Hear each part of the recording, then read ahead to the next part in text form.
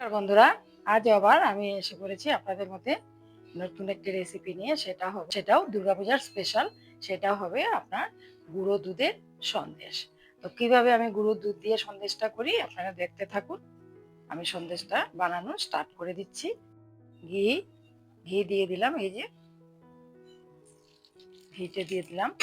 এখন এই যে আমি এখানে ময়দা নিয়েছি, 1 বাটি ময়দা নিয়েছি। এই যে 1 বাটি। এখন আমি ময়দাটা কম আঁচ দিয়ে আমি ভেজে নেব। এই দেখুন,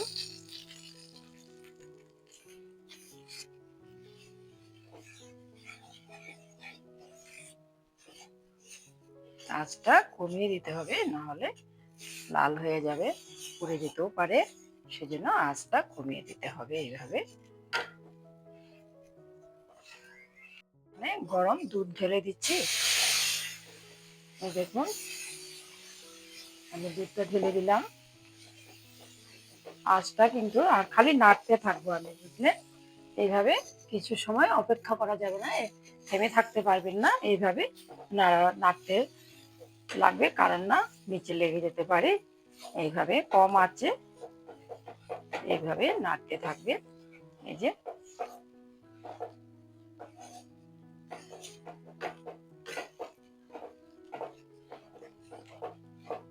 এখন চিনি দিয়ে দিলে,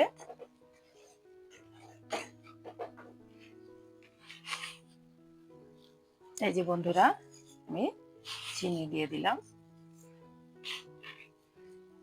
চিনিটা দিয়েও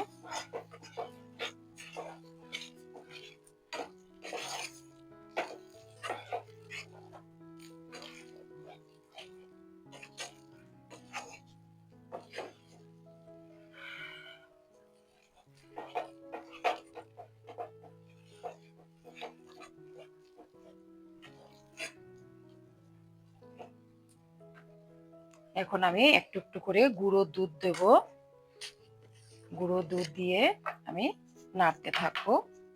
এই যে অল্প অল্প করে গুঁড়ো দুধ দেবো, দিয়ে আমি নাড়তে থাকবো। এই দেখুন,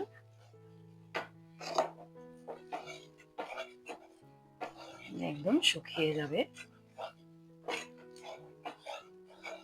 দেখেছেন জলটা কত সুন্দরভাবে টেনে গিয়েছে, একদম টেনে যাবে। কম আঁচ দিতে হবে।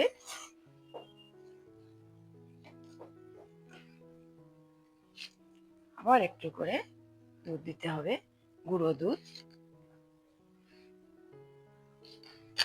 এই যে দিয়ে এখন আপনি ভালোভাবে নাড়তে হবে।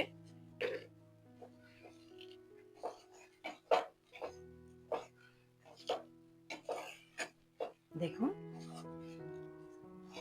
দিলাম এই যে এলাচ দানাটাও দিয়ে দিলাম।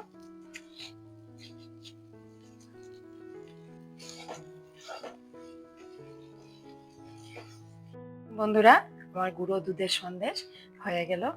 আপনাদের যদি পছন্দ হয় আপনারাও ট্রাই করবেন বাড়িতে এইভাবে বানানোর জন্য। তো বন্ধুরা, দেখলেন আমার গুঁড়ো দুধের সন্দেশ বানানোটা। আপনাদের যদি পছন্দ হয় তাহলে আপনারাও বাড়িতে এইভাবে বানাবেন। আর আমার চ্যানেলটাকে শেয়ার করবেন, কমেন্ট করবেন, লাইক করবেন। আর ডেইলি নোটিফিকেশন পাওয়ার জন্য অবশ্যই সাবস্ক্রাইবটা করে নেবেন। আর বেশির চেয়ে বেশি শেয়ার করে দেবেন। ভালো থাকবেন, সুস্থ থাকবেন। নমস্কার।